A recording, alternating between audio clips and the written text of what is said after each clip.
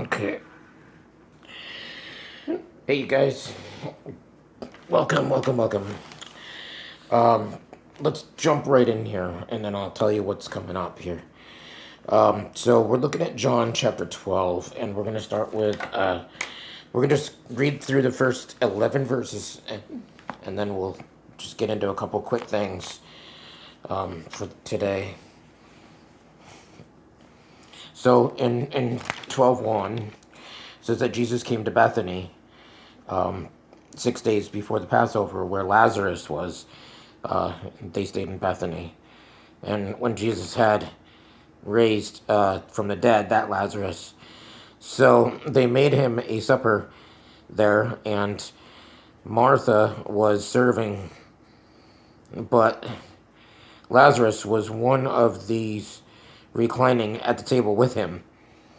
Mary then took a pound of very costly perfume of pure nard and anointed the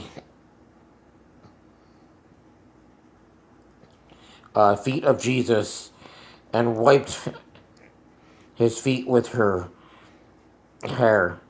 And the house was filled with the fragrance of the perfume. Um, so, just a quick note there. It was not the custom in mixed company where there were males and females together that a woman would take her hair down. She kept it up. The more proper women, the modest women. So that was a big deal, first off. And then we'll continue for just a moment, and then we'll get back into this. Verse 4.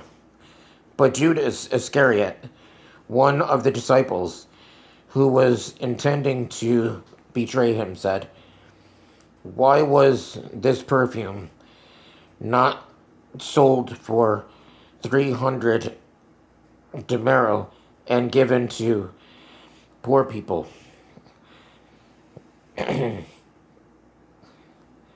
Now,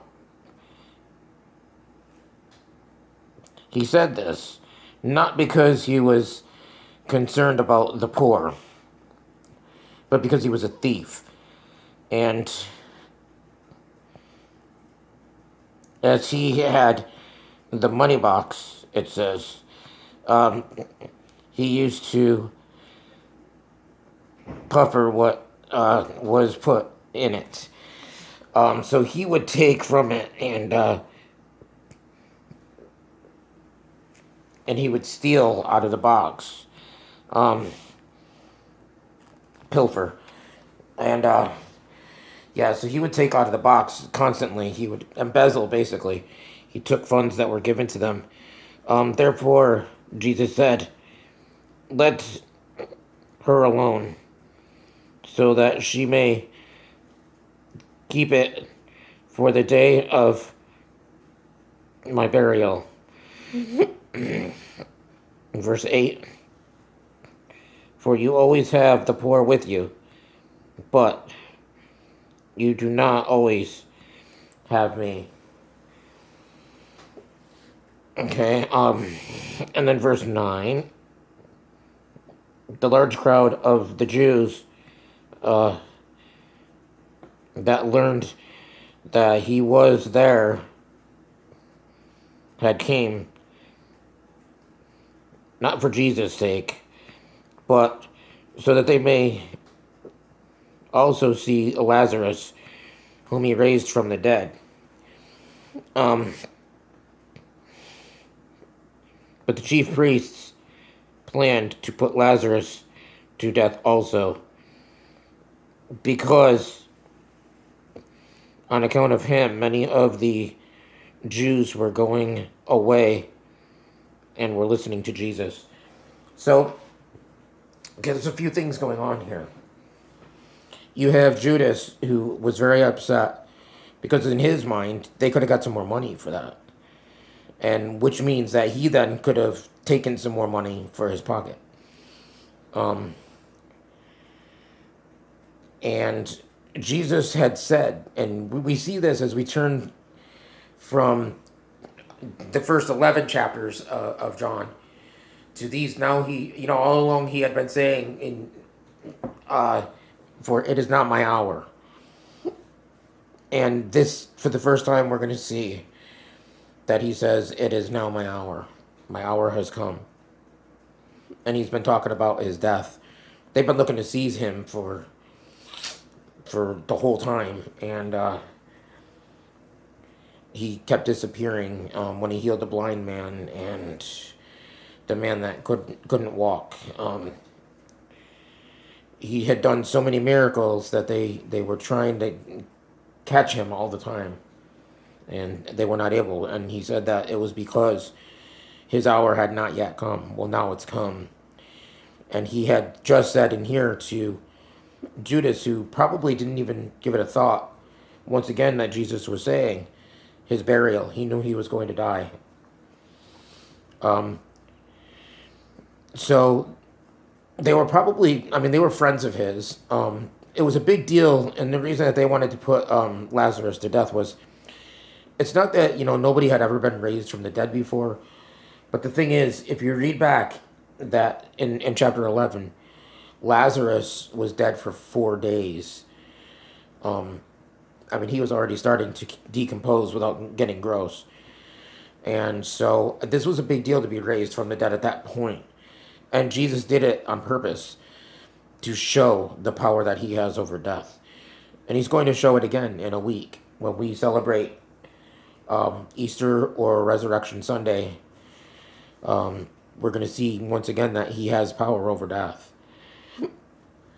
What was happening was, because of this, a lot of the Jewish people were leaving the synagogues to follow Jesus and listen to him.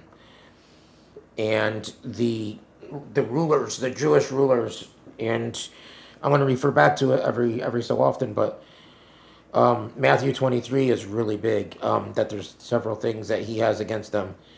But they really don't want to lose anybody. They like the control. They like to have the money coming in and the power and prestige. So they don't want to lose any followers. And at this time, they are.